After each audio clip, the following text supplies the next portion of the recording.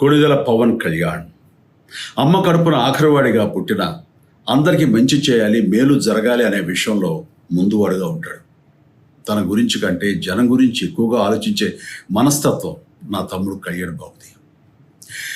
ఎవరైనా అధికారంలోకి వచ్చాక ప్రజలకు ఏదైనా చేయాలనుకుంటారు.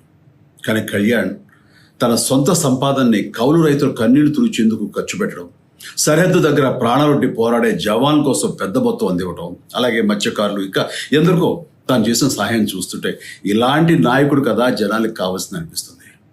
ఒక రకంగా చెప్పాలంటే సినిమాలోకి తను బలవంతంగా వచ్చాడు, రాజకీయాల్లో మాత్రం ఇష్టంతోనే వచ్చాడు.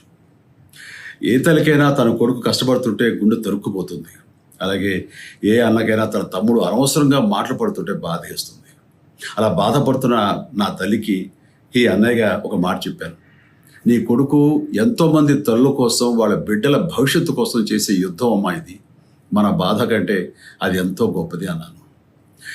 అన్యాయాన్ని ఎదిరించకుండా మౌనంగా ఉండే మంచివాళ్ళ వల్లనే ప్రజాస్వామ్యం మరింత నష్టం అని నమ్మి జనం కోసం జన సైనికుడు అయ్యాడు.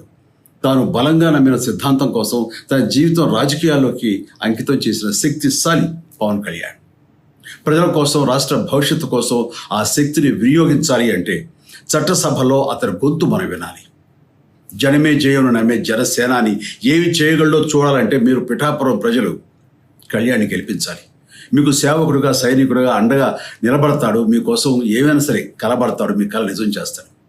పిఠాపురం వాస్తవ్యులకు మీ చిరంజీవి విన్నపం. గాజు గ్లాసు గుర్తుకి మీ ఓటు వేసి పవన్ కళ్యాణ్ని గెలిపించండి. జై హింద్.